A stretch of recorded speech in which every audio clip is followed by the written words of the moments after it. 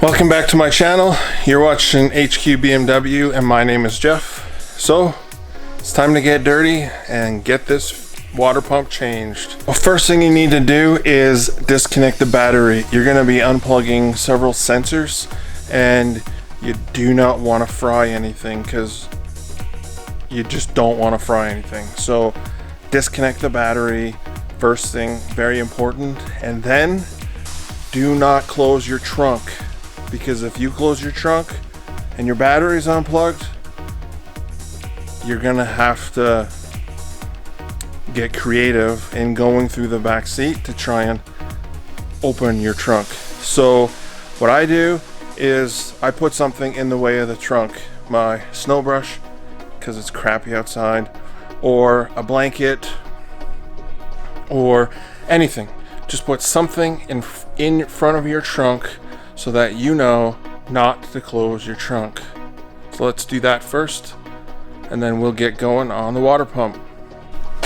I have taken out the charge pipe, the intake, all the stuff on the right hand side, so that I can take off this charge pipe to the intercooler. We're gonna go underneath, take the belly pan off, then take the intercooler out, drain the coolant, then we can take out the expansion tank, remove the other side of the intake, and start getting the thermostat off and the water pump. You don't have to take the top stuff off, but I'm taking the top stuff off so that I can get the pipes out easier. Because this is my third time doing this close to the same job, I kind of learned what to do and what not to do to make your life a little easier. So under here, you got to take off all these 8mm bolts. There's, to get this, we're pulling off this center section, and then you'll also need to pull off this stiffening plate so you can come from the back side, because the water pump and thermostat's sitting about here. So let's get these pulled off and this belly pan out. When you're pulling it out, be cautious that there is going to be lots of rocks and dirt and debris sitting inside this, so you may have some stuff fall into your eyes. Just be cautious. Under here, now the belly pan's off, here's your intercooler. Now what you want to do is you want to remove this screw right here, and then we're going to go to the top so that we can lift the fan up and just out of the way. We don't have to pull it all the way out, we just have to get it lifted so that we can get the intercooler out. Now we're at the top, and what you want to do is you want to remove this screw that's holding in the fan. I want to take this plug out of the way and just tuck it to the side. And once we remove that screw, we should be able to lift this fan up. Once you have got those released, it's pretty straightforward. You just need to lift the fan about this high, that's all you need. And now you can go underneath and remove the intercooler. You just gotta pop the C-clips off, pull them out, and then now what you do is take this plug out, and that will drain the radiator. Make sure you have a bucket that you can drain it into, and you can start removing the thermostat and water pump. Now we're going to remove this other half of the intake. So what you want to do is you want to remove this 10mm bolt. You got to undo this screw, and then you can either take this sensor out or you can unplug it. I found it's actually easier to unplug it. because I've tried to get this sensor out of this housing and I can't get it out. So I'll just take it out of there. You can see I already got it out. Now we will get this out of the way and we'll be able to see the water pump down there. Now we're going to remove this C-clip and get this end of the charge pipe out of here, so we have more access. Now we have the C-clip removed. I'll go underneath and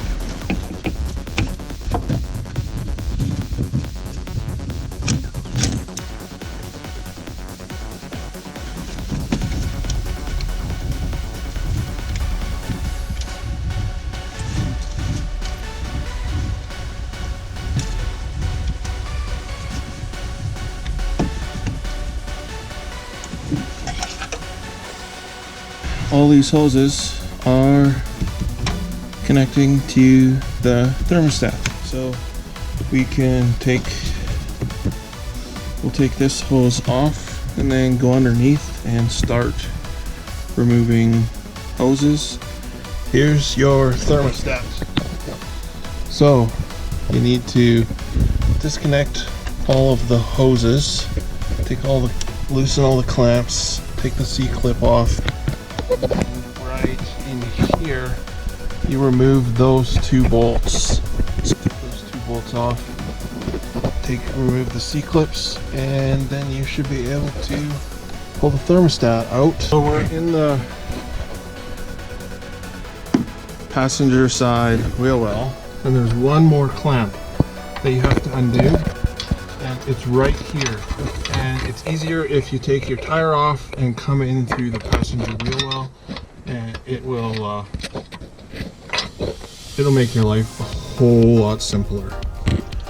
Just another word of advice: when you're pulling the hoses off the thermostat, all the fluid doesn't drain out of the radiator and you are going to get wet and it's going to make a mess. Make sure you either have your original bucket or another bucket here to try and catch some of the fluid, because it makes a mess every time. Here's the water pump. I'm not gonna lie, it was a pain to get out. I'm leaking, coolant leaking everywhere, but these bolts, especially these ones, I had to use a swivel, an extension, and then the bolts are actually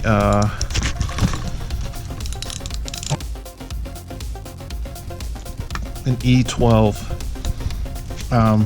The problem I had though was I couldn't get this thick socket into the locations. So what I ended up doing was I found that a 3/8 socket worked, and I used a swivel, I think 8-inch long extension with a ratchet and a 3/8 socket that grabbed the nuts perfectly and backed them all out. So now we're gonna get this hose off, we'll undo it, and we'll start making the transfer over to the new water pump. New water pump, I just left this a little bit loose so that I'll be able to put it in place, and then I can tighten it down in the car. Here's the old one. I sure hope this was the problem. I'm pretty sure it was. But I got the water pump. I also was smart and ordered 3 new bolts so that they'll stay where they're supposed to be. So let's get the water pump back in. You put the thermostat back in, how you took it out. Make sure when you're connecting everything back together, you can hear a snap from the C-clips connecting properly back into the thermostat. Make sure all the clamps you loosened off, you tighten back up. Get the charge pipe back in. Thermostat's bolted down, clips on. Now we're gonna go back up, put the pipe back in. I'll get the coolant expansion tank put back in. Basically, you just want to put everything back together as you took it apart. One very, very important note. Make sure you put your coolant plug back in before you put your intercooler in, because if you don't, you are gonna have one heck of a mess. Now I'm gonna hook the battery back up and then put a battery charger on the battery for the next step. I'm gonna show you guys how to bleed your coolant system with the BMW. If anything that BMW has done, they've done this right. It's so quick and efficient, and it gets rid of all the air bubbles, and it unplugs your system like perfectly. Let's get the battery plugged back in, battery charger attached, and then we'll go inside the car. So what you want to do is top up your coolant. Let's see if I can show you in there. Fill it full of coolant, and then take your cap and put it on tight. Perfect. First step, turn your ignition on. Second, turn your temperature all the way to high. Put your fan on low, and then hold the gas pedal for 10 to 12 seconds, all the way to the floor. And then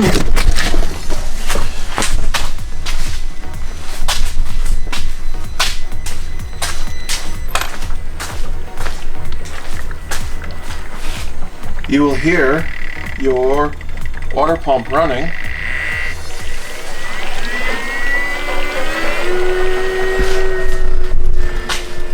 And it's flushing the system. It's moving the fluid throughout, getting rid of all the air bubbles. It's that simple. This is gonna run for about 12 minutes. That's why you're gonna want a battery charger. Once it's done running, you'll hear that it won't be running anymore. And then you just top up your coolant again so that it's about 100 milliliters above the max line, and you're good to go. That's the end of the job. So we're gonna wait for this to finish, and then we can go out for a test drive. So I got the car pulled out of the garage, and now we're gonna monitor these temperatures while we go for a drive. I'll take this for a drive, and I'll let you guys know how it goes. Okay, so I went for a road test, and once again, this happened to me last time. The hose coming off the bottom of the expansion tank, boom, it burst off. So coolant went everywhere, everything was smoking. Obviously the coolant was hitting the hot turbo and like smoked everywhere. So I came home, I reconnected the hose, topped it up, and I've let it run for a little bit. Now I'm going to let it just cool down and come down to cold temperature so that I can reopen the expansion tank and top it up, because the car's still saying that the fluid is low. So I'm gonna wait for it to cool down. Oh, we're all good now. I got the coolant topped up and car's running good. So wasn't that hard of a job. Just gotta take your time, be patient, and you'll get it. You can do it. So thanks for watching. Have a fantastic day. Please like, comment, subscribe, and peace.